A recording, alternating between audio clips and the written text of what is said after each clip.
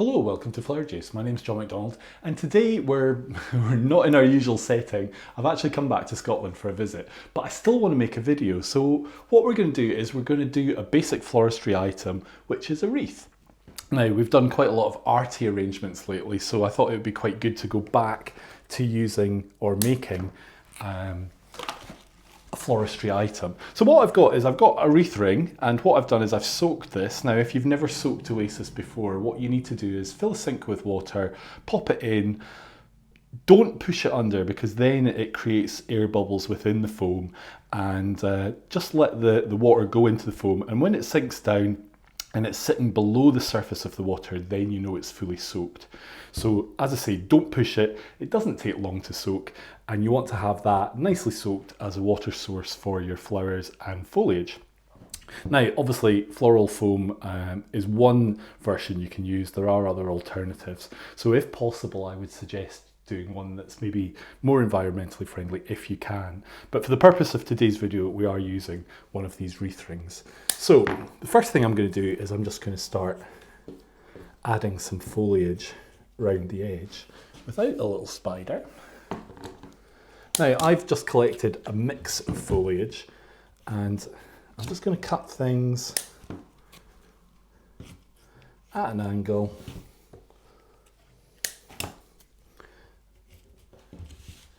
And work them in. So if you've never made an arrangement before, what you need is you need a water source. So in this case, we're using this base. And you need flowers to sit securely in that base, whatever that may be. So with this foam, I'm cutting them on an angle and just putting them in, what, a centimetre or 2 centimetres? We have people watching from all over the place, so I'm quite conscious that not everyone uses centimetres. So in an inch, inch and a half. And the main thing when you're making a wreath is just to be quite consistent. So work in a methodical way. So I basically went right round the outer edge. I've done some in the middle, and we're just going to do some in that kind of middle section there.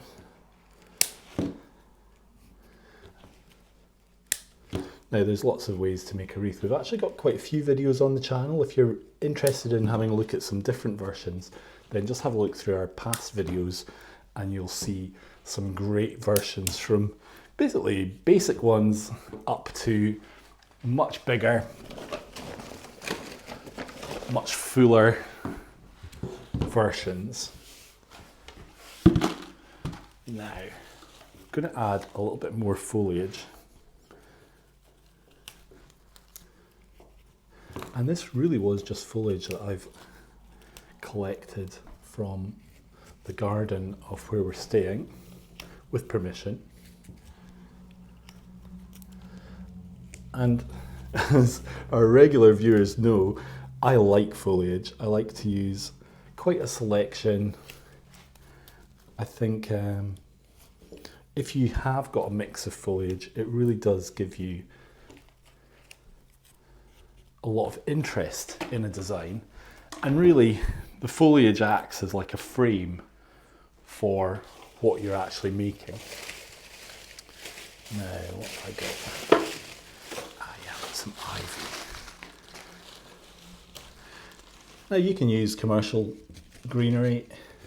When I first started with floristry, the customers really thought greenery was just free because, come on, it grows on trees. And in the last 10 years, we've seen a huge increase in costs across everything, and that includes foliage. So really, foliage is not free. It is a product just the same as any other flower. And yeah, that becomes a cost. So if you can forage or find some garden material, then that really is a good way to not only save on cost, but also to bring a bit of variety to what you're doing.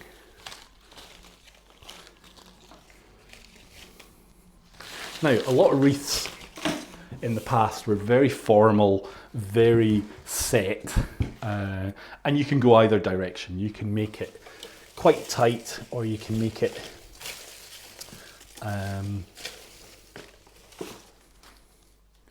quite loose. It's really up to you, but essentially the method for making it is the same, which is to create this base and to be consistent.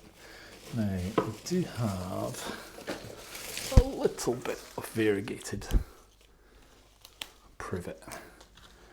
I'm just adding in these little touches of like a variegation, really bring a little bit of light into an arrangement.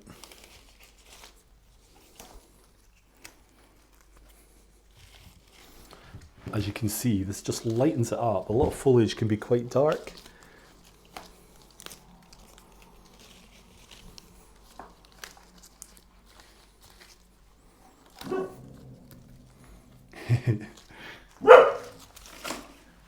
I do have a little helper. This is Rosie, and she's helping me today by acting as a guard dog. So, that's enough on the foliage. As you can see, I'm sitting it so it's quite high. Now, when I first learned how to do floristry or do basic items, I learned from a very traditional person, and the style then was to really sit flowers up high, and it really makes sense because her logic then was that flowers are expensive. So if we're going to use expensive flowers, we have to show them off. And what better way to show them off than to give them center stage really by lifting them up into the design. Now generally with a funeral item, it is going to sit on the ground. So actually this really does give it a lot of depth and a lot of interest by doing that. So as you can see, that is sitting quite high, but when you look at it from above, it's obviously looks fine. But what you're getting is you're getting that element of depth.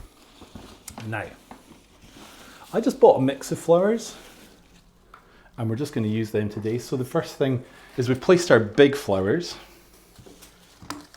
but I do have some chrysanthemums, so we'll just work our way around. So as you can see, I'm back to the consistency. We've just placed 5 and we've been quite consistent. Now with the secondary flowers, we can also be consistent, but it doesn't have to be totally formal. There are versions where you can cluster things as well, so in a way this is going to be a little bit more traditional, but I think that will work really nicely, just with the fact that we're at that season where we've got the nice chrysanthemums.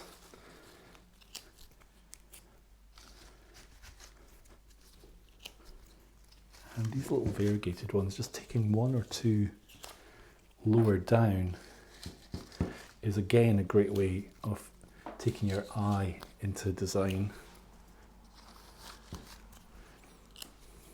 Now, what I'm planning to do with this is I'm actually going to visit my mum and dad's graves. So this will get used and I will place it there and give them a visit.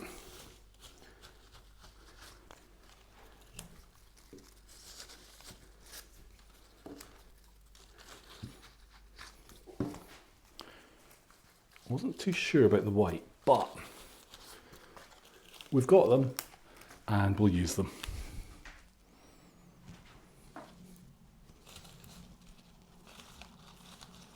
So again, the flowers the same as the foliage. We're just inserting them nice and cleanly and at about 1.5 inches, 2 centimeters sort of depth. So that's our little chrysanthemums. I didn't really want them to be the star of the show, so they're really more of a background thing. I still have a few roses. So what we'll do is we'll bring them out. And again, I want to be consistent about that.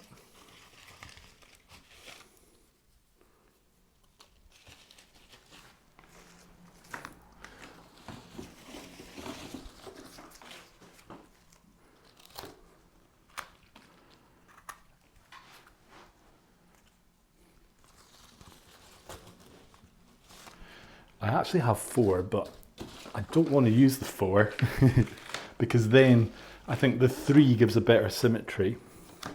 Got a little bit of lily, and even though this isn't open, the buds will give a bit of interest to the design.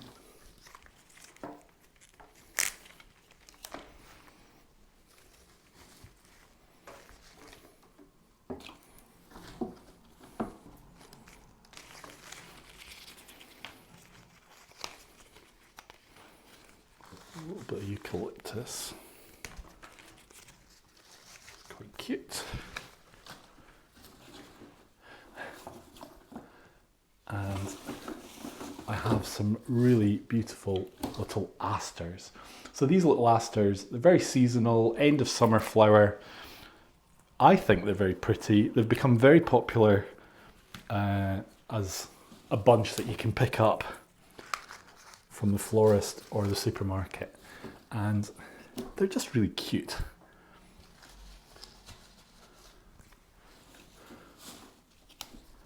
I might have said this story before, but when I first started working with flowers, I worked for a lady who worked at a hotel, and the gardener at the hotel used to grow these in the flower garden at the hotel, and they would cut them and give them to us to use in the arrangements in the hotel.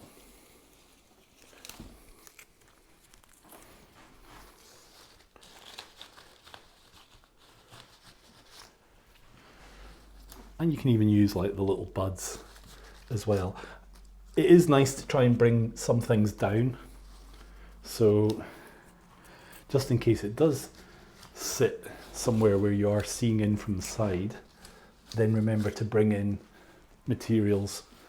We don't want to see that base. It's not beautiful. It's not necessary. So it is important to have enough material that you're going to hide that.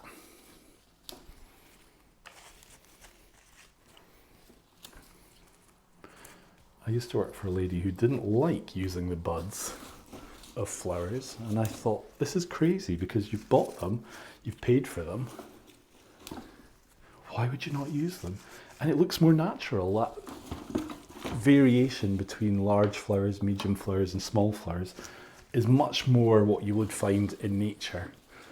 You don't tend to find just all one size. Right, so we've put in our little asters.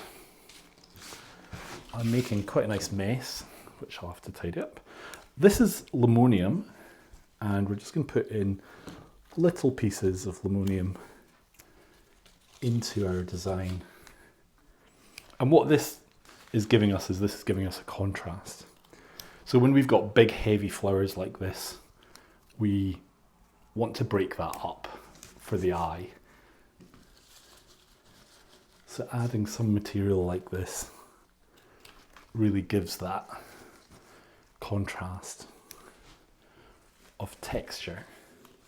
And that's really what flower arranging is all about. It's bringing materials together into an item that you need or you find useful, but also bring them together in a nice combination. Now, this material I found when I was walking the dog, and I don't know what it is, but I thought it would be really nice, again, to do that texture.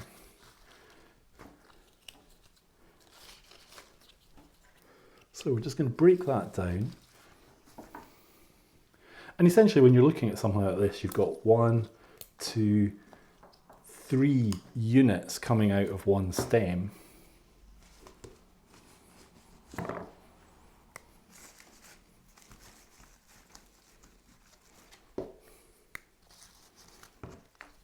And thinking in the sense of units is quite a good way to look at things. So if you're having to plan to make something, or like say for a function, think about stem count and units. So can something break down into some units and maybe be used across 2 arrangements? Now, if you don't like this kind of material, just don't put it in.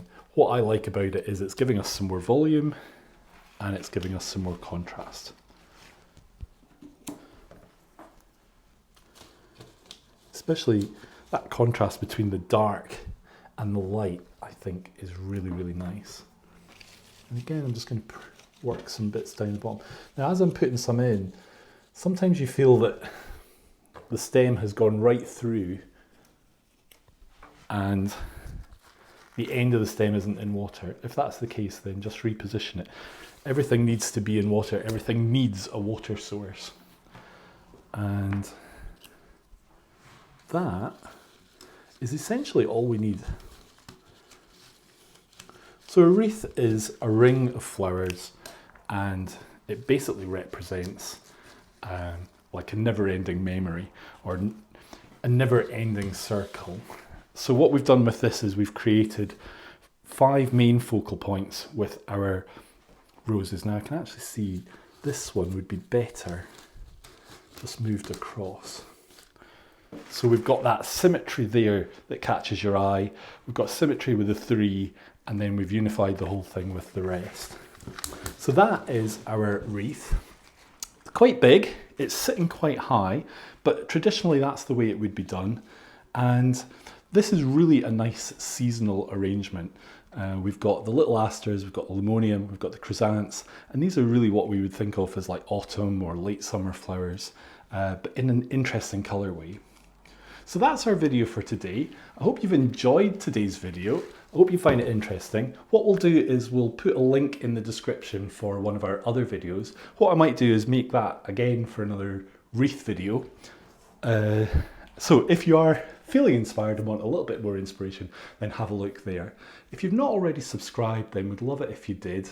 And if you can like the video, that's even better. So until next time, take care, and we'll see you soon.